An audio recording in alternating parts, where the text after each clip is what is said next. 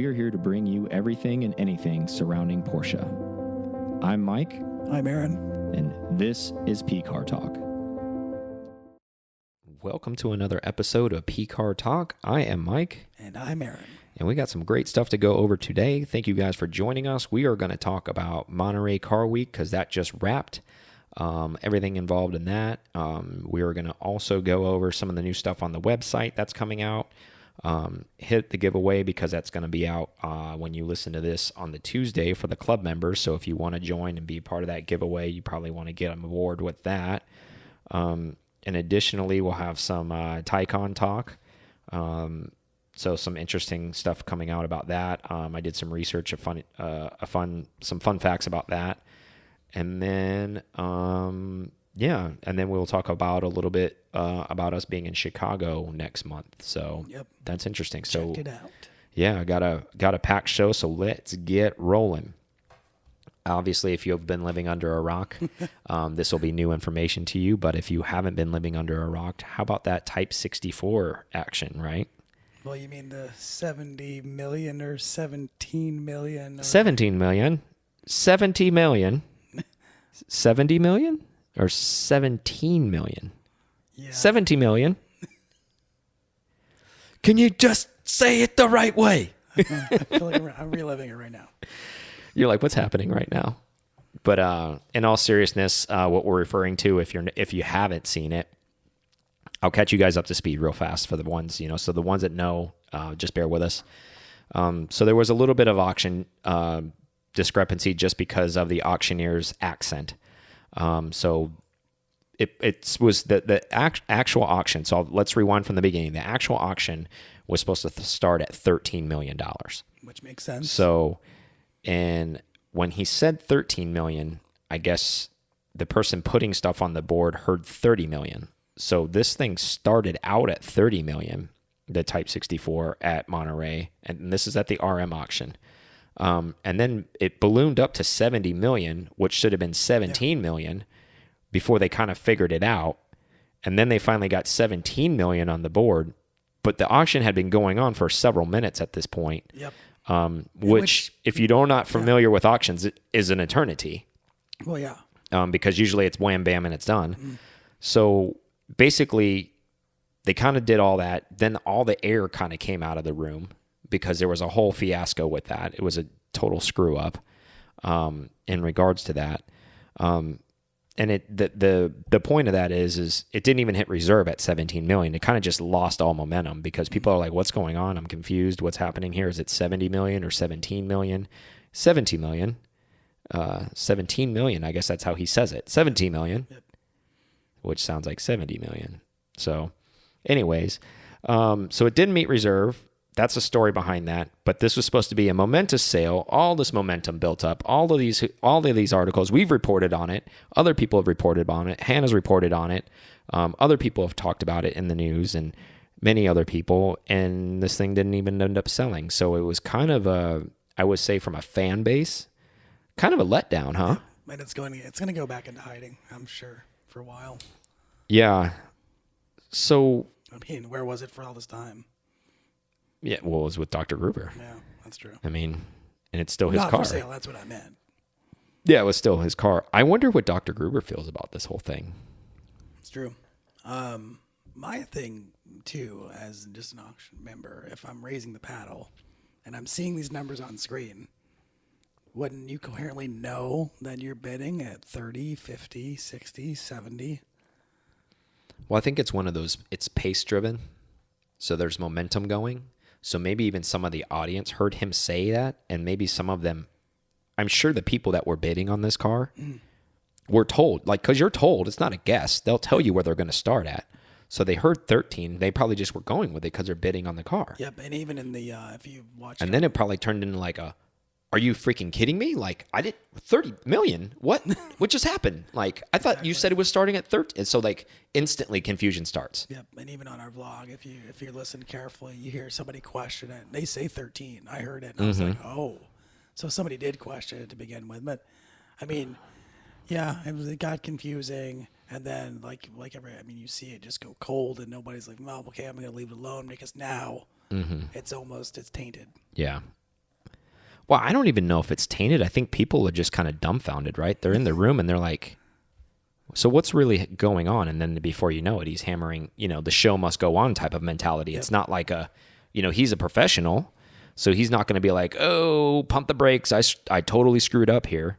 Like, that's not going to happen. He's going to just be like, okay, anybody at 17 million? Okay, no. And then redo. You almost kind of play it off. You fell on your head and you popped up and just kept going like nothing happened. So he hammers it down as opposed to like maybe resetting and been like, okay, hang on a second. We're starting over. Like, he had that control. I think he probably panicked, even though he's a consummate professional and he's been with RM for a long time. You don't know how you're going to react until you're in the situation. And he's never been in a situation like that. High stress situation with tons of a lot of eyes, a lot of media. Everybody's like, what just happened? And it almost kind of just like, it imploded and they just pushed it on instead of being like... Well, he still has other cars after that one. So exactly. Instead of just saying like, all right, pump the brakes. This thing jumped off wrong. So let's start over. We're going to start it like that didn't happen. Mulligan, redo, let's go. And then I think that would have been probably the right course to do at that point, because the car was kind of deserved that. The seller was kind of deserved that. And it just kind of, I feel like I kind of pushed to the side where it was like they screwed up. And whether you want to blame it on an accent or you want to blame it on an operator, it was still their fault. Yeah. Either way. So you have to take ownership. It's their auction. Yeah. It's their auction. All this hype, everybody looked at this car, everybody did all this stuff. And it's like, did that car not get was there not special enough to get like all right, let's just start over? Yeah. I think it should have. I mean, I think that, now the only way it's going to get its redo is it's going to come back to an auction, and we'll see if it comes back to an RM auction. No way. It'll probably end up at Gooding or something like that. And then Gooding's probably like, it should have came here to begin with. We're Americans. Told you so. Yeah. Yeah, no hate out there for all our global listeners. I'm not bringing that up for that. But you already kind of tipped on it. I was going to ask you, what do you think is going to happen to the car now? I mean, I know the owner still owns it. I don't mean it from the fact that like it's in limbo, but I just meant as far as, do we think it's going to be sold in private, in the private section where nobody sees it, or is it going to be sold at another auction? What do you think is going to happen here? I don't know. You and I talked offline. Like, as soon as this stuff happened, what we thought would happen next. What I would like to see happen is I would like to see the museum just go and buy it and put it in the museum. In theory, I like that idea too. But I mean, you got to think, we don't know. We know Dr. Gruber. We've seen him and we've talked to him, but we don't know him personally enough to know his personal business. You don't know if that's already happened and they just don't want to pay his asking price. Yeah, maybe. And then, otherwise, I think it's just going to privately go like it did before. I'm sure nobody knew, but that sell between the family and Dr. Gruber, and just like nobody's going to know what happened. I mean, that's type of stuff happens all the time, especially with something so rare. I think it's kind of just a letdown. I agree with you. Not just to circle back around with that. There was a lot of hype built around this car, and there was a lot of, is it a Porsche? Is it not a Porsche? Because we just brought the topic up because Hannah reported on it. Yep. And we just thought it was an interesting debate topic because it really was. Yep. And, even though it was claimed by the family and people are saying, oh, well, even though AG didn't exist, they even had to do the disclaimer on the auction. They did do that. They did that. They talked about it. And if you want to watch that auction, go to our YouTube channel, look at our vlog. Aaron did a great snippet of the auction footage is on there on the vlog. And it's from the beginning to the end of like what exactly happened there. So it was it's really interesting. So if you didn't see it live and you only read articles and you only saw snippets on our vlog, it's on there from beginning to end. So it's kind of nice. Yep. But definitely check that out. I don't want to beat a dead horse, but you guys have probably heard about that. But what a fiasco that is, huh? Yep, I mean, now it just goes away. Yeah, and disappears into the mist with the rest of them, right? You have time for another one to show up. You know how it is. Yeah, I know, right? Oh, it isn't the only one. I've got one more. Exactly. They'll one will surface all of a sudden. Yeah, right. You mean there were two built? Oh, we didn't know that. Yeah, nobody knew that. Exactly. So let's move on. Okay. So next topic. Spike Ferriston and Zuckerman's Zagato 356 GT was revealed at Monterey. Yep. those who didn't, let me give a little background. If you don't know what Zagato is, they are a coach builder. Essentially like Pininfarina is for Ferrari. They're a design house essentially. So they reimagine something. So somebody who's not in, I know there's people that listen to us that aren't like deep into the car world and like they can't really understand what that is. So essentially they took a 356 and they reshaped it and reformed it in their own mind of what they thought a 356 or if they built a 356 would look like. So they basically rebuilt this thing from scratch with 356 underpinnings and the ethos and like the spirit. So if you can think about that, that's basically, everything's hammered out, and they made a handful of these things. 7, I think. Yeah. I don't think it was 7, 8, maybe. So that's the history behind that. I think it's a pretty car. The interesting thing about, I think this car is, like you and I talked about this, you thought it kind of looked like a car that Porsche kind of made already, right? B that the Ingrams currently have, that they took first place at the show to me. And the only thing it does differently is it looks better. The 356B looks better, in my opinion, because the deck lid for the engine bay is not chopped in those square sections like the Zagato. Yeah. Where they're open. And that's the only funny part that looked at. I was like, I probably wouldn't have done it that way, designing it. And then I see this 356B. There's more letters behind it. I can't remember the whole acronym. It's a long one. Yeah. Special 356 that the Ingrams currently have. And it looked very similar to me. Now, in person, it might be dramatically different, and I'm just seeing a picture, and it's not doing it justice. But to me, it resembled the other cars that Porsche have already done, and that Zagato breathed on. Yeah. And I don't know that I would have paid. And maybe that's probably the purpose, though, right? Like, they don't want to go too far from it. Yeah, maybe so. So, do you find it interesting that them being in Southern California, speaking of like them, when I say Spike and Zuckerman, that they chose a coupe over a Speedster? Why wouldn't you want no top? That's kind of shocking to me because Spike owns a Speedster. I don't know if that was available. Maybe in their choice, Speedster was not an option. I'm sure there it wasn't. They would have got one, or they were like, "Hey, you guys gonna do a Speedster?" And nope. So, another interesting thing I want to bring about their relationship as buddies. The Plan Z thing. Well, not it is to that. That's what I was going to talk about, but not even just like.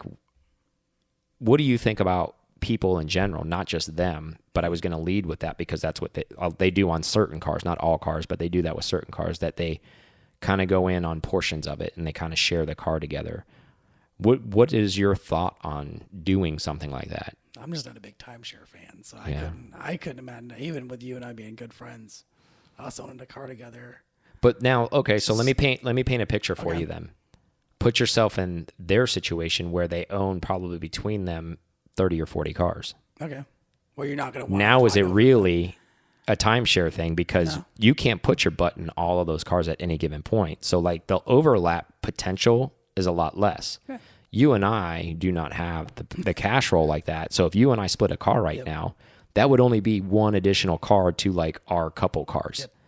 So then there would be a timeshare issue there because we'd be like, I want to drive that car. And you're like, well, I want to drive the car. So I think for them, it probably works because there's so many cars between them. It's a private driving club. Yeah. So do you think that's a beneficial thing between a group of friends that maybe that have the means to get their hands on a lot more cars? Or some different stuff, Yeah, for variety. Or do you feel like that's something kind of just, I don't know, over the top where you're just like, look, if you're not going to buy the car for you, you shouldn't even share it with somebody. Like, just stick to the ones that you can afford and move on. I guess it doesn't matter. I mean, I guess it's really almost a smart form of leasing.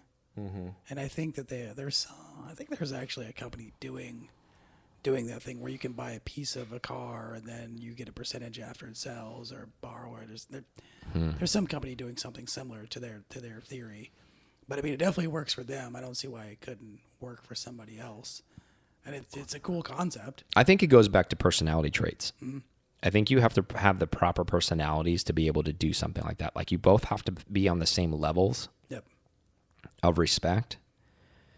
And I don't want to say you have to be the same kind of driver, but you do have to have the same kind of respect for the car. You know, like as opposed to say like you and I were driving the car, or you shared it with some, like just fill in X, like person X is sharing it with you, and you're a courteous person. You take care of the car. You make sure there's always gas in it when you bring it back. The oil changes are proper. It gets proper maintenance anytime it's in your hands. But the other guy just beats it to hell, wears the tires down, never washes the car. Like that relationship would just not work because the other person's like, why am I doing this with you? You do not even care about this car. No.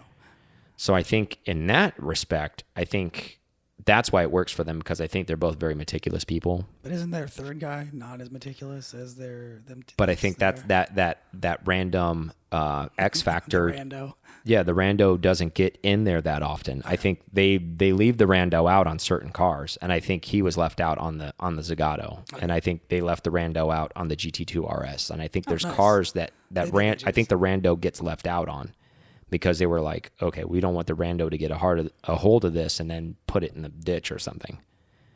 I just thought it was an interesting topic, not to harp on it, but guys out there that maybe have some means, but maybe not a lack of garage space. Maybe there be a conglomerate of guys that get together in a certain area in a metropolitan city and says, hey, let's go buy these 5 cars and let's store them in this little warehouse and maybe purchase this commercial facility just for us, to maybe we can make money on that, and then we can enjoy these cars too. So like make their own mini kind of car club, essentially. Similar to the car club of Manhattan style, but just but between friends. Yep. Mm-hmm. Exactly. Instead of sharing it with the masses and having an entry fee, like basically everybody is good buddies and they share them and they do all that.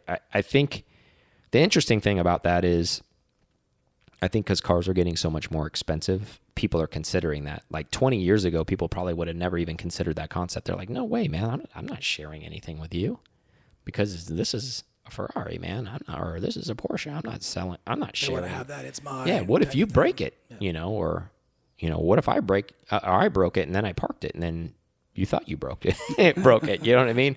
And I think where I'm going with that is I think there has to be an integrity issue as well, right? Like you have to have integrity and honesty and not scumbag the car. Yeah. Where you're just like never pay for anything. You're like, like I paid my entry fee and I don't pay for any of the repairs. I don't do any of this stuff. Aaron hasn't paid for anything. Yeah, I was like, that guy is out. Rando is out. I'm like, yeah. Oh man, poor Rando. Mm-hmm. Thought it was interesting. So back to Monterey. So some of the interesting things that I thought about Monterey, and here's some highlights. This is just a surface. This isn't everything. Now, I'm talking Mecum auctions now. Yep. I'm not talking all auctions, so don't quote me on it. But Mecum alone, I did my research on them. And over 50% of the Porsches that were for sale did not sell. Ooh, what that means. Yeah, they went to the bid goes on. Now, we all know what that means. That's their protective area where the car could be sold or may not be sold later. Who knows? I'm not trying to badmouth anybody. But where I'm building a story, so bear with me. Now, our friends took 4 DP cars, 4 DP 935s, which are race cars, essentially. They're the Kramer cars, yep. The Porsches from back in the day. They had 4 of them. Not a single one of them actually sold at the auction itself when they were trying to bid them out. Now, as far as to date, I don't know if they've sold in the bid goes on area and it hasn't been updated, but when I did my research for this earlier today, they weren't sold. So, and I also thought, and there was nothing wrong with the cars. And one of the highlights between all these Porsches that were for sale that really struck a chord with me, it resonated, and I thought it was very, very interesting. There was a 1989 962 race car and Texaco livery, that didn't sell either. Okay. So, I mean... So the race fans aren't out there buying So even cars. just like the opportunity to own something that significant, like nobody bought that car either. Now, I don't know, to be fair, I don't know if all the reserves were high on these cars, and maybe that's why they didn't sell. But remember, you always have the option when you're there to drop the reserve just to sell the car or whatever you need to do.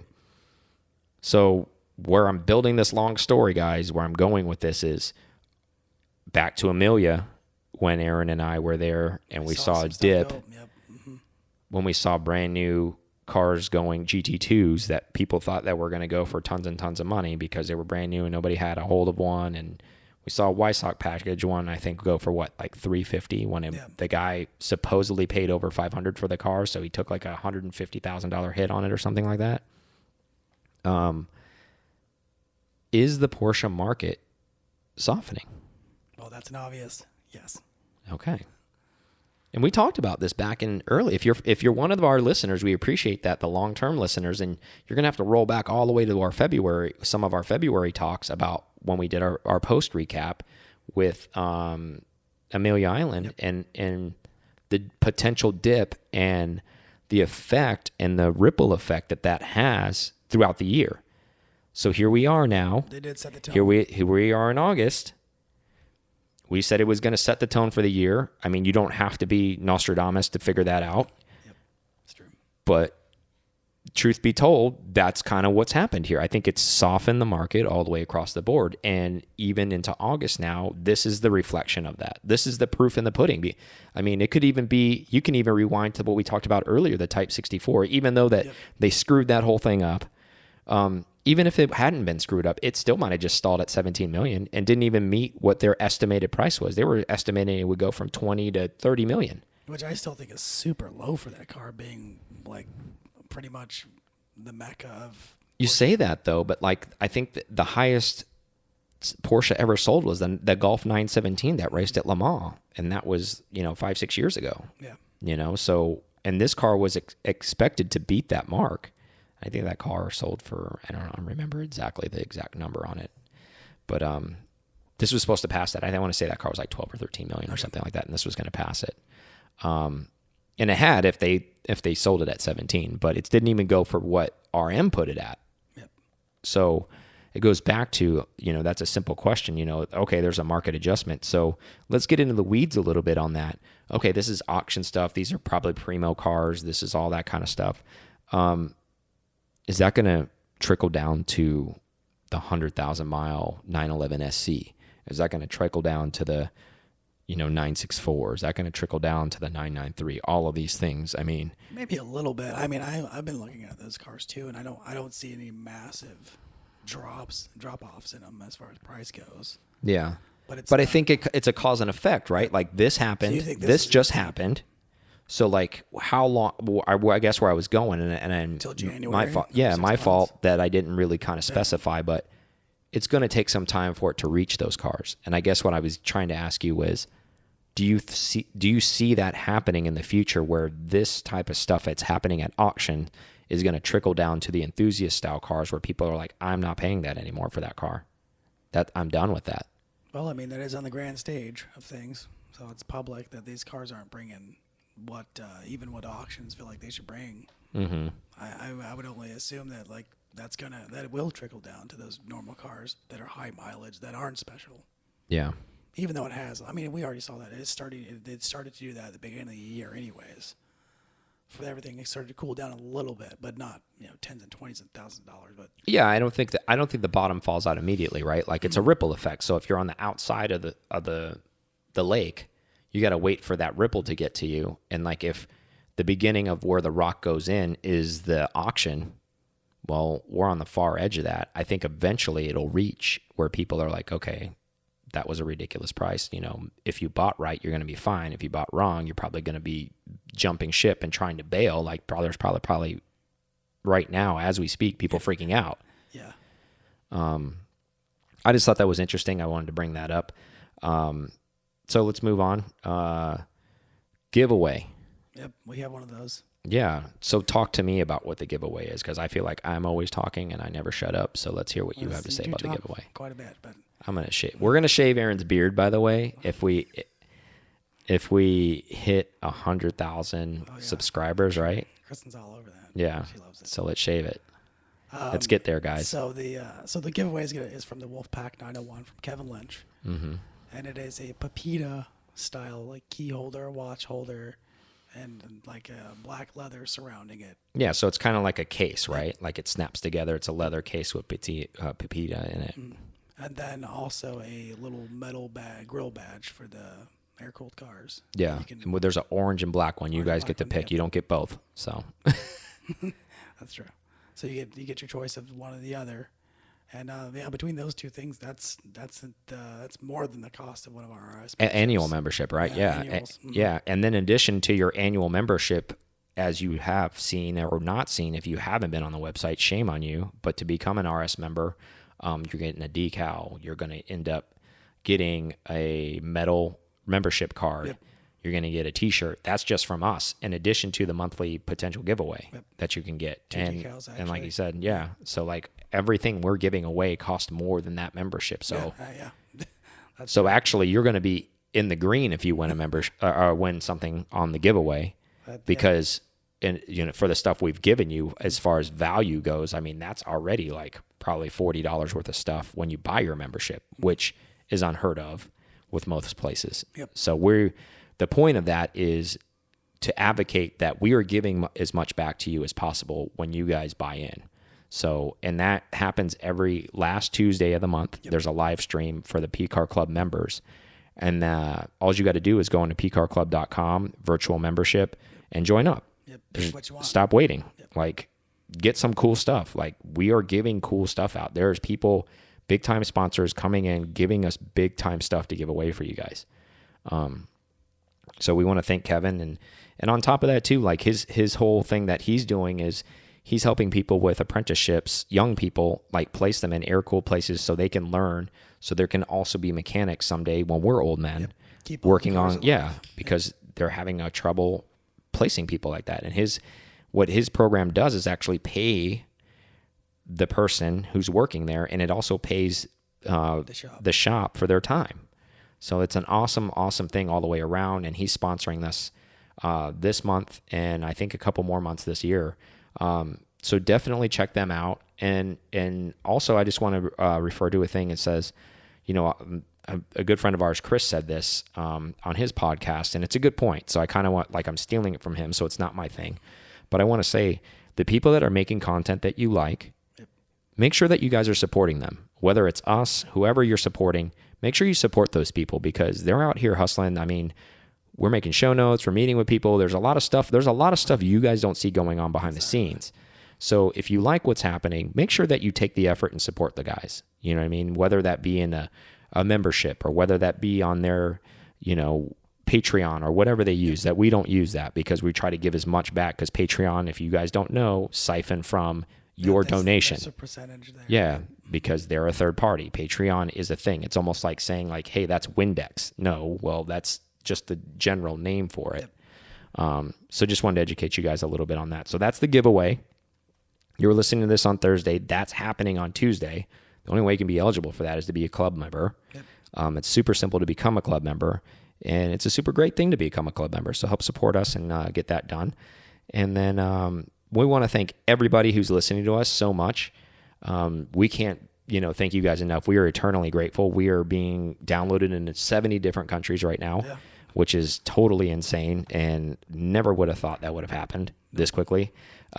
We totally are eternally grateful. And I'm saying that from the bottom of my heart, and I'm speaking for Aaron as well. Like, thank you so, so much. And let's take a break, and then we will come back and talk about some Taycan stuff. All right, cool.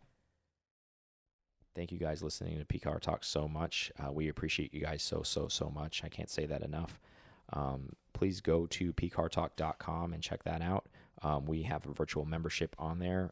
We are on there on Tuesdays meeting with you guys. Become a virtual member. We would solely appreciate that so, so much. Also check us out on YouTube. We release videos on Mondays, Thursdays, and Fridays. Help support the channel. Everything we're doing is trying to bring the community closer together. We definitely appreciate that. Also, when you go on the YouTube, if you could subscribe, maybe pass it along, make a comment. We really appreciate that. Again, circling back to pcartalk.com, there is a newsletter created on there.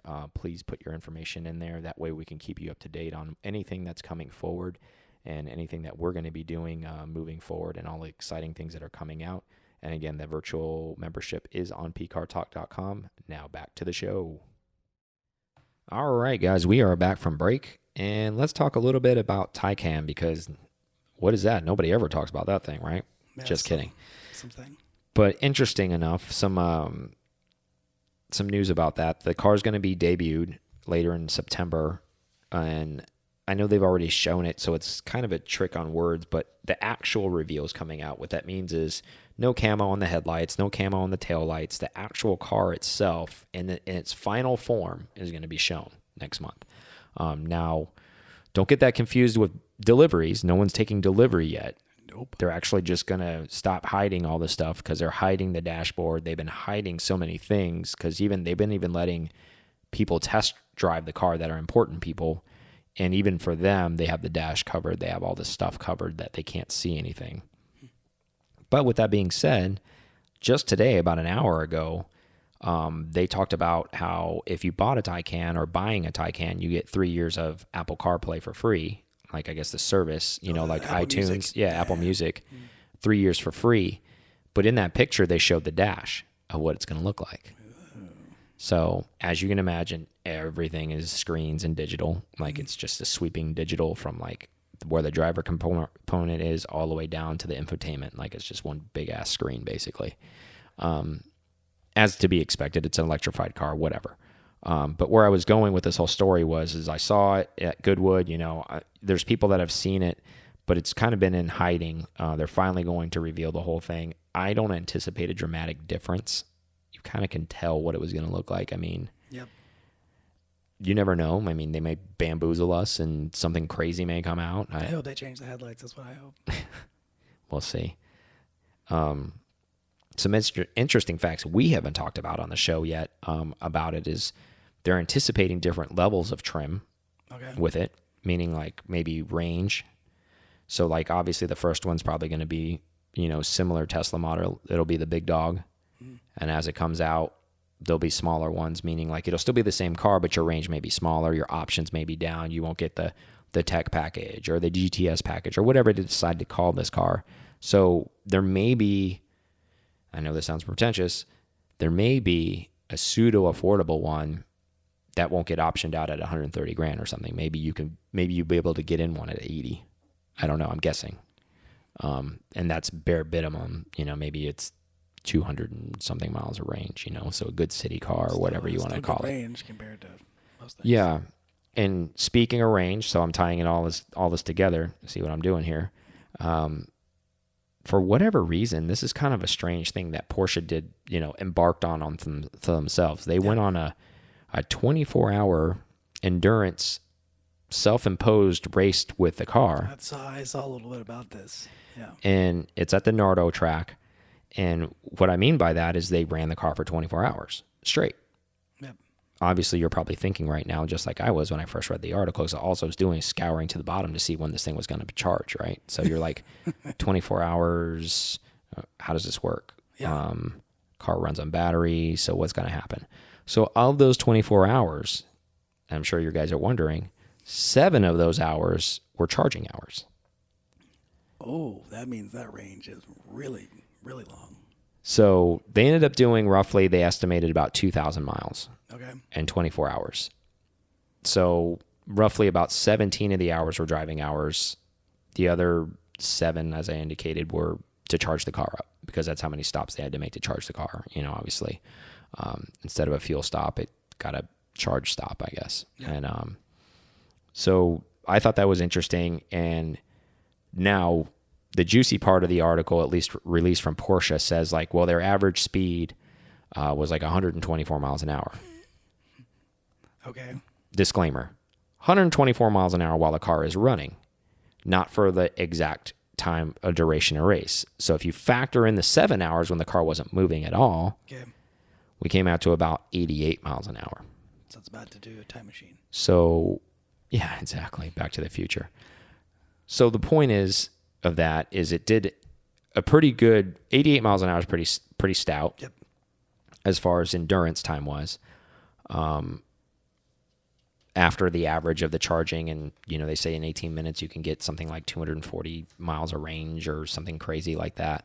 Well, it must be a lot more though if they're only 7 hours of charging between 24 hours is. Yeah. So the whole point I bring this up, I'm getting to it.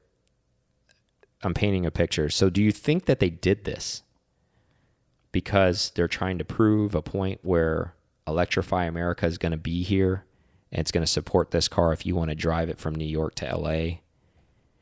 This is going to be a possibility. Maybe, or it's a shot at Tesla saying, hey, look how good our first iteration of what we do is, because we just ran it for 24 hours. We didn't have any technical problems. All we did was charge it. There you go. Maybe. Well, and I was going to ask you, the next question is what's the point of this exercise? Because they already don't have a fully electric car, and nobody knows reliability. Well, the thing is they've done hundreds of thousands of kilometers on this car already. Yep. In every battle tested scenario, and deep freeze, super hot, all these places. Yep. What's the endurance race going to prove? Just that the batteries can recharge and you can go again? There's a Taycan hypercar coming. Maybe. I mean, well, I think it goes back to more like I was talking about the Electrify America thing. I think it goes back to the, hey, you can drive your car across country. That is maybe that tells and it'll go across country. Yeah. And once we put the stations in, you can charge the car overnight. Because they did essentially they're saying, oh, we did it in 24 hours. Yep. So you could do it. Obviously, you're not going to make a 24-hour run unless you're a cannonball guy or, whatever one of those races are that they end up doing now, But the point is maybe, as Porsche likes to do all the time, is make you read between the lines here. Maybe they're saying, hey, and we know this from inside baseball with the people we've talked to, that Electrify America is going to stand up this whole VAG group with all of these electric cars, and you should be able to travel across the U.S. and not actually have to pump gas ever. That'd be really cool. And then, too, we know that depending on the station and the watts or whatever, it's not going to take an hour to charge. It takes minutes to fully charge. Yeah, and even if you don't want to stay overnight and you want to keep on going, I think they said something about 18 minutes and you get 240 miles. So you stop at one of these stations and go get something. Yeah, go get something to eat, use the restroom, let the kids go to the restroom or whatever. You stretch your legs, and now you've got 240 miles of range again. I like driving a V8. Kind of. Yeah. Yeah. Like, what was that, the C63 with, it's got a 12 gallon tank or something. You drive 180 miles and you got to go fill up again. Yeah, on a good day. Yeah. But if you think about it, if you're averaging 88 miles an hour, and I think this thing has a range of what? 320, I think they were saying. Yeah. I don't remember. Don't quote me that on the figures, guys, but I think it was around 320. So you're looking at what? A little bit like 3.5 hours of driving before you have to stop. Yep. I guess that would be.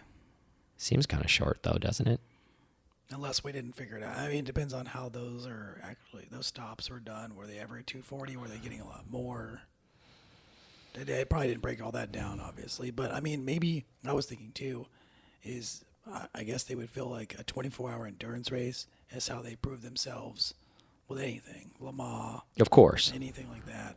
They like to see that for the test. Yeah. What's going to break?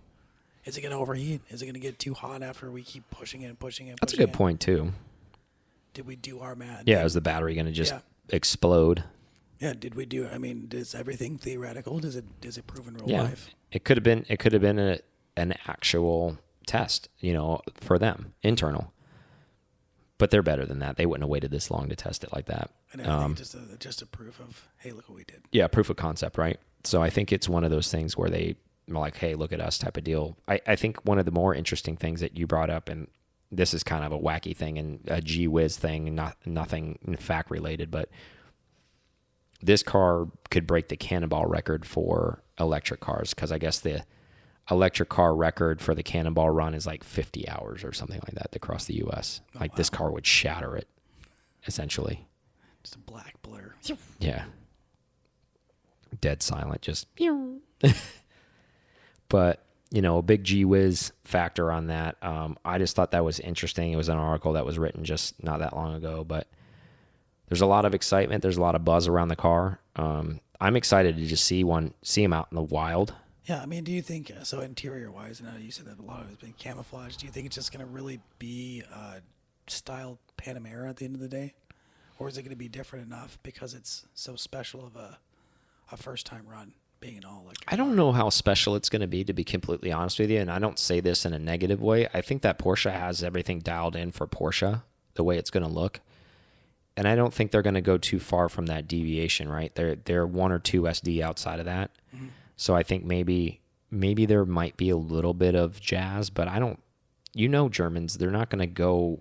Well, production line, I guess. I can yeah, see that, yeah. This isn't going to have diamond quilted Bucati interior. You know what I mean? This isn't going to be that. Like, because it's not trying to be that. Like, so could you pay up and get that kind of stuff? I'm sure at some point, but maybe not the first run. Yeah, what does the exclusive option look like? Exactly. What's a PTS Taycan look like? Can I get can I CCX this? Can I do this? Can I get Birchwood? And of course you can. It just cost you $50,000, but you can have whatever you want. I'm sure we'll get to that point. I mean, because once this car comes, this isn't a flash in the pan. Once it's here, it's here. Yep. This is going to be part of the lineup. It's only going to expand. I mean, it's going to be like a gremlin. It's going to multiply.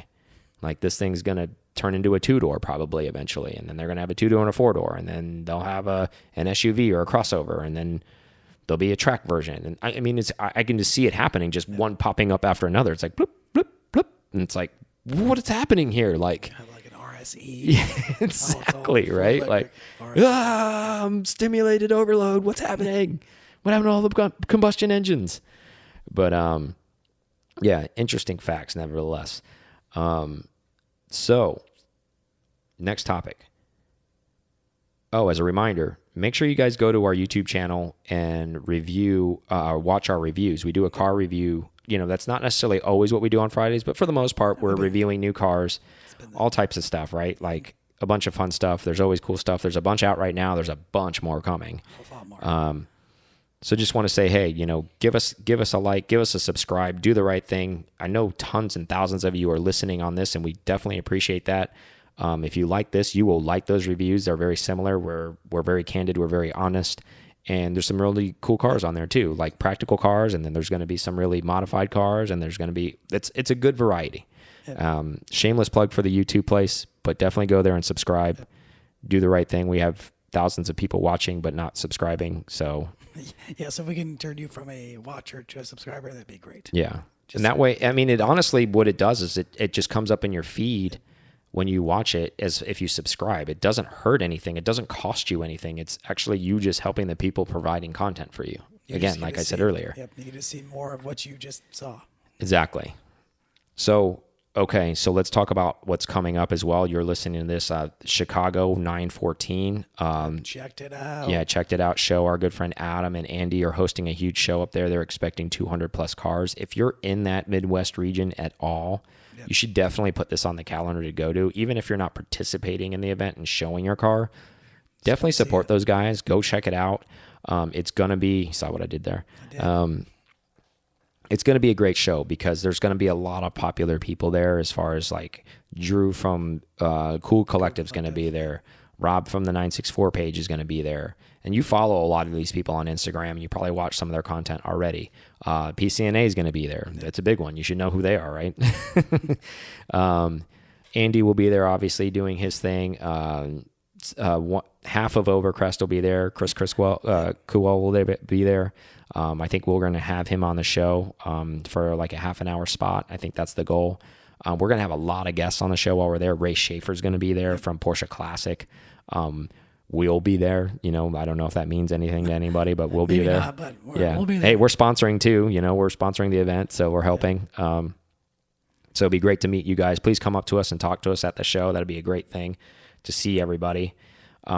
Just wanted to shed that shout out because those guys are so good to us, and so good for them to put on a show up in the Midwest, right? Like they kind of needed something like this. It's going to be really cool from street views I've seen. Yeah. So again, like 200 plus Porsches, that's quite a bit of cars. That's if you guys don't know. Stout. And put in perspective for you, that's a lot more than a works reunion. Let's just put it that way. For the most part, yeah, unless you're out west. Yeah, definitely a great show to check out. And again, if you're not registered, please register your car if you're in the area. It's probably not too late. I don't know if they've closed registration. I know they call it closed sponsorship. I'm not sure about registration, but go to their website. If it is closed, you should definitely attend anyways to be there in person participating. And Chicago in September is beautiful anyhow, so a good reason to have a weekend trip. Aaron has been busting his ass on the website. So I want to say thank you to Aaron publicly so everybody knows Aaron has been working very, very hard. Talk to us a little bit about what's going on with the website. What's on the website? What's new on the website? What's going on there? So we have as we do a lot, we add stuff into the shop. So if you're looking to get something else besides just a P-Car Talk shirt or something you already have, we have a few new things in there because P-Car Guy is so popular and we all love him. And it's always a driver, bro. So we have the stickers. You know what to do, brother. We made shirts. We made a couple other just things we wanted to try out and see if they work, see if you guys like them. As far as our neon review shirt, which is us in black and crazy 80s pastel colors. Yeah, 80s stuff's hot, so it's kind of cool, right? Yeah, and then I have a couple more things in the batched up that Mike doesn't even know about. So once that gets done, I'll put those. It's gonna up be as like well. super secret to know that. I don't even know. So, but yeah, we're adding new stuff to the shop. And Yeah, the 917 package is done, right? Yeah, the hippie lizard. So now you have 917. Yeah, as we promised. Yeah. So all three are up on the website. All three shirts are there. All three posters are there. A big shout out to Andrew Mitro. Yep. He's the artist behind that, who drew all that up. Again, super cool stuff. He put his own spin on it. So it's... Yeah, we put those cars at some tracks that they might not. I don't know that the hippie ever really went on the Carousel of Nürburgring. No, but it's kind of cool to see it there, right? But it looks really cool, and they're all in the wet, too, so that's something different. Mm-hmm. And we've had a lot of responses with a lot of people collect all three because really it's a limited run, and I'm not saying that just to try to market you guys towards it. It is a limited run. Obviously, they won't be for sale forever. We're kind of trying to commemorate the 50 years of 917. And we employed an artist to do that for you guys. So please help support his cause and our cause to do that. Go check the website out and under the shop and all the hard work Aaron's doing. The driver bro stuff is on there. We've been asked that so many times because I say that a lot. It's a driver bro. But it's kind of cool. It's P-Car Guy. If you don't know the history behind it, it's kind of a play on the Paul Walker Buster decal that came out. So it says Driver Bro. It's almost in the same font, but it's P-Car Guy. Yep. So it's kind of cool. And then there's a P-Car Guy Driver Bro shirt, which is pretty awesome. That's out too. And again, like the 80s tees, you can get them in really funky colors. They're really cool. Really good stuff there. Just want to give Aaron kudos for busting his tail. And I do things. Yeah. He's our behind-the-scenes guy, working super, super hard. And we want to thank you guys so much again. Do you have any topics before you? I think we covered everything. Yeah, I think we covered all sorts of things. Yeah, we ran through the gamut here. We didn't get too long-winded. No, not at all. Yeah. I'm still surprised. I'm still on the DP cars not moving. I still can't believe that for some of the... Yeah, shocking, right? For some of the histories behind Schumacher owning and Andretti owning one of the cars. Andretti, that's what Yeah. Andretti owning one of the cars, and then the history behind just a DP car in general not going. But again, maybe everybody had high hopes from the year before. I just think it's a reflection, to reiterate and sound redundant, but I think it's just a reflection of market adjustment. I think there's no bubble pop. I don't want to get people on that topic. Oh, you think the bubble's going to pop? Popped. There's no bubble. I think it was a market adjustment to get cars where they needed to be for cars that were super cheap. I mean, Porsches were super cheap for a long, long time, and they shouldn't have been that cheap. Yeah. And if you were one of the few that were able to buy a nice car at $13,000 15 years ago, you hear stories like, oh, I bought a G50, I bought a G-Body G50 Carrera for $13,000. It had 40,000 miles on it. Yeah, no. Those days are long gone, and they're never coming back. Yep. It's just, I guess the collectors are just getting bored. I think what it is I think the buzz is wearing off. I think what it is us that's listening, the guys that are still out there, the diehards are still here. But I think everybody's kind of got their hands on what they want at the moment. And I think even guys like us are like, I'm not paying that for that car. I'll wait it out. You even talked about the Texaco livery 962. Yeah, special car though. Well, a Texaco livery, I wouldn't. Maybe it is special, but yeah, it's an all black car with the red Texaco star on it. It looks cool. It looks super cool. It's the best. Yeah, any 962 looks cool. Yeah. It looks pretty cool. I mean, how many times do you get a chance at a car it actually raced in events, like to buy? Very seldom. And I know there's people with stupid money out there because they're just buying stupid stuff. Yep, they're buying the other things. They're looking for something else that's going to have to come up. Yeah, you just wonder if everybody's just kind of all the pseudo investors that heard the Porsche buzz that were sitting around the barbecue or smoking a cigar in Monaco, and it's like, oh, the air cooled market's hot. They're this, and they've bought up all the they've bought all the special cars, and they've moved on with all that stuff, and now those guys are out of the game, and now they're moving on to the next whatever they think is hot thing, and they want to dump whatever they have because that's what they do. So now we have the real market left. Exactly, we have the enthusiasts left, like back the way it was before. So, for the enthusiasts, I guess, if you want to hang on to your stuff, brighter future for us, maybe some more affordable cars coming up. But other than that, thank you guys so much for listening. We will see you on the next one. Yep. Thank you so much for listening to this episode of P-Car Talk. Connect with us on Instagram at PCarTalk or online at PCarTalk.com.